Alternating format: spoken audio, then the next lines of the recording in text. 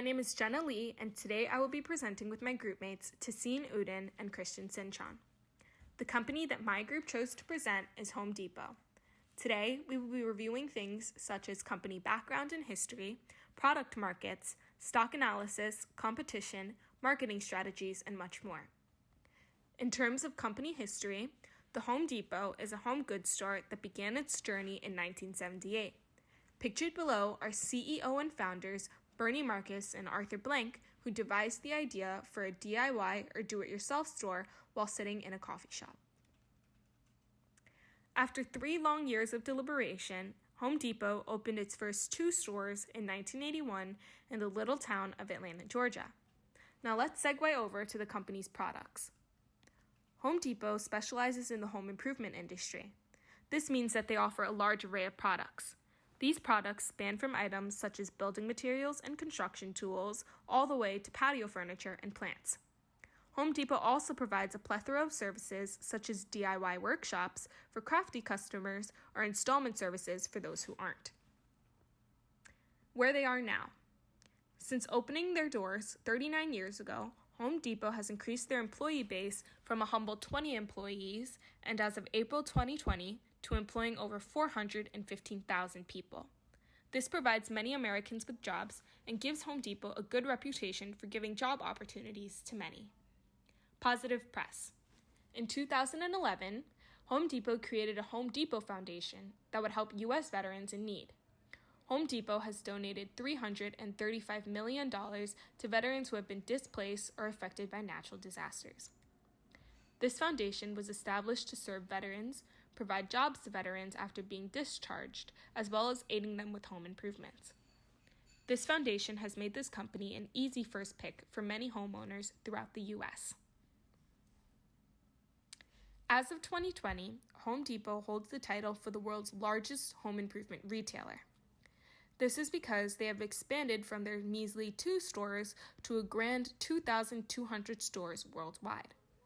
As of now, they have locations spread all across the globe in countries such as the United States, Mexico, India, Canada, and China. One might ask how Home Depot has amounted to so much success. This can all be credited to the company's famous mission statement of providing 1. The highest level of service, 2. To harbor the broadest selection of products, and 3. To have the most competitive prices on the market. Uniquely, Home Depot also holds a Bill of Rights for their customers, which ensures that staff will follow a philosophy of doing whatever it takes to guarantee customer satisfaction. This means that customers should always expect for the best assortment, quantity, and price. I will now pass over the presentation to Tassine, who will be talking about Home Depot's marketing strategies and future endeavors. As you mentioned, I will be talking about Home Depot's marketing strategies, how the current pandemic is affecting the company, as well as short and long-term goals for Home Depot. Home Depot caters to a multitude of customers. These customers could be split into 2 groups: DIY, do-it-yourself, or DIFM, do-it-for-me customers. As Jenna mentioned, there are specific sections of the store which caters to DIY customers. However, for the DIFM customers, Home Depot offers options for these customers to choose professional contractors that they recommend or that are partnered with them. Across all the departments, Home Depot offers 40,000 different kinds of products and match local needs. For online shoppers, there are the options for delivery, whether it's delivered straight to the house or to their local store, as well as where they could pick it up from. In addition to those, there are special offers online that may not be available in stores. But Home Depot really likes to make sure that everyone gets a fair chance, so they offer same promotions in stores as well as online. As of this current situation with the whole coronavirus, Home Depot has to stay open because it is counted as an essential business. This means that in order to stay open, these franchises have to abide by the rules set by the government, which limits the amount of customers in stores. These customers must be 6 feet apart from each other, and in order to even enter the store, customers and employees must wear some type of face mask as well as gloves. In addition to that, all delivery services are very limited because of how many people that are ordering things online, as they don't want to leave their house. In addition to all of this, all sales promotions were cancelled in order to prevent large crowds. This would negatively impact the business because it limits the amount of revenue that could be made each day. After this whole pandemic ends, some short-term goals would be to start easing into business. This includes opening the store up to more customers, have lesser restrictions on where customers could be, as well as introducing small sales promotions to gain more traction. However, as these restrictions are not lifted and we don't really know how long they would be in place for, all essential businesses and Home Depot, including Home Depot, have to limit the spread of the disease. So they must follow all the government rules.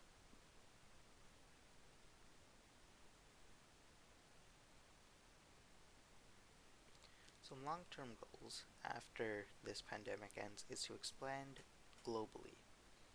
This includes opening up more franchises across different continents such as Europe, South America, more in Asia, Africa, Australia, everywhere around the world.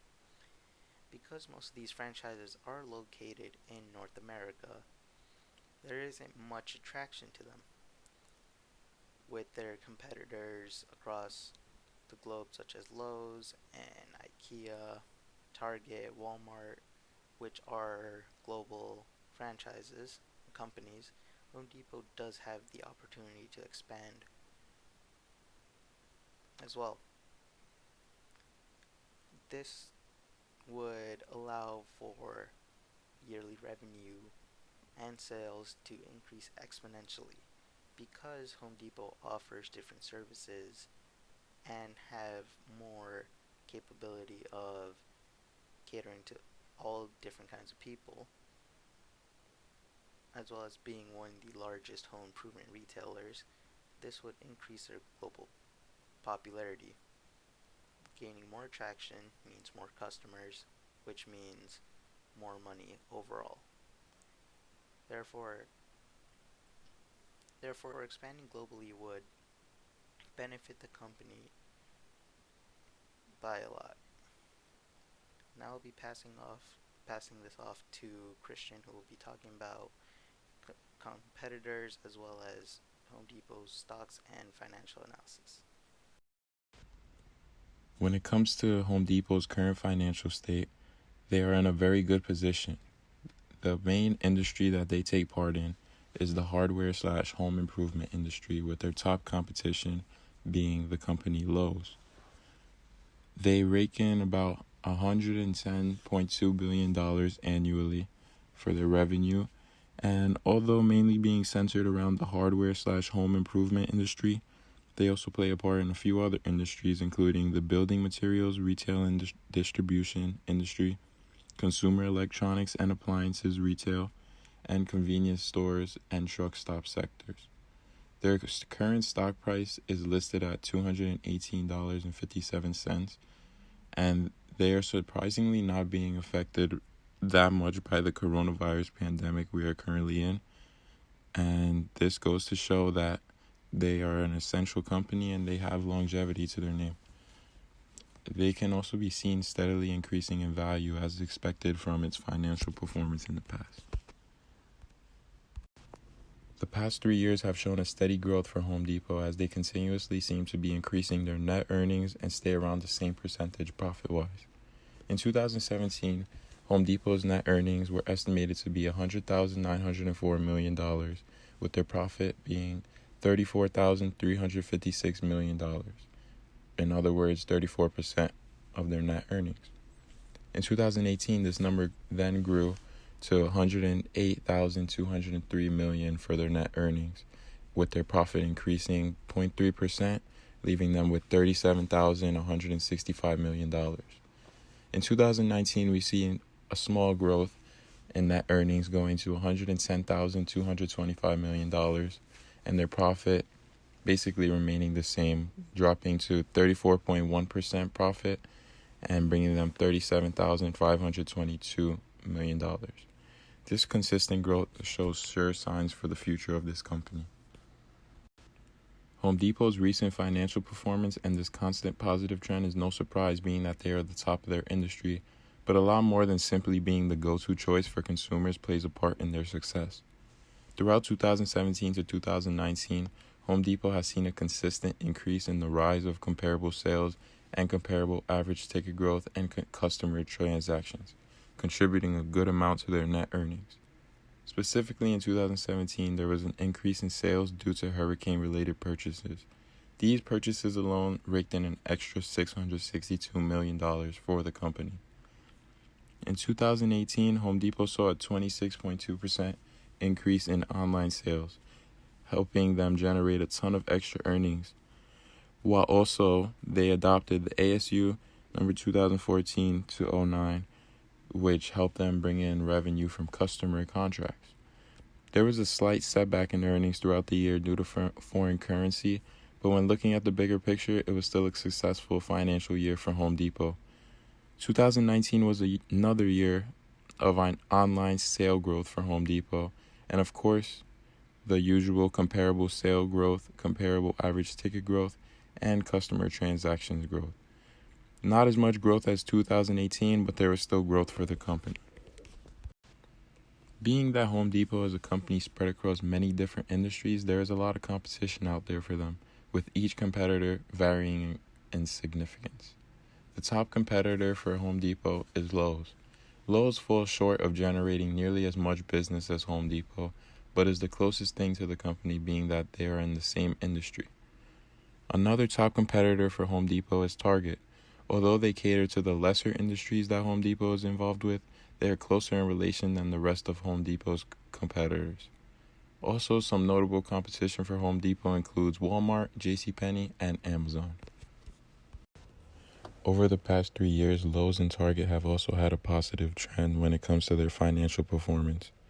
Lowe's has grown from a net earning of $68,619 million in 2017 to $72,148 million by 2019. Lowe's profit has also rose from a 5.02% return to 5.93% by 2019. This is not nearly as much profit as Home Depot sees yearly, which is part of the reason they are behind Home Depot financially. Target has grown from $72,714 million to $78,112 million in net earnings from 2017 to 2019, with their profit percentage increasing from 3.99% to 4.18%. Both of Home Depot's top competitors fail to see a huge percentage in terms of profit, which highlights just how valuable Home Depot's profit percentage is. In terms of annual revenue, Home Depot rakes in approximately $110.2 billion. In comparison to the competition, Home Depot finds itself somewhere in the middle due to the fact that Walmart and Amazon have such a high annual revenue. Walmart's annual revenue is $514.4 billion, and Amazon's annual revenue is $280.5 billion. Lowe's, Target, and JCPenney all fall behind Home Depot in annual revenue. Home Depot sits in a good position as they still best their top competitor, Lowe's, in annual revenue and seemingly every financial category. And finally, we will be discussing how Home Depot can utilize Excel spreadsheet. Excel has many features that all businesses can utilize. Home Depot specifically could use Excel in the following ways. 1. Each department can have their own page on the same Excel file in order to better coordinate with each other. 2. Using the lookup and countif functions, workers could easily keep track of inventory as well as employee performance. Monthly profit, cost, and revenue can be tracked by the company as a whole, per franchise, and even each department. Thank you so much for listening to our presentation on Home Depot. Please stay safe and have a great rest of your week.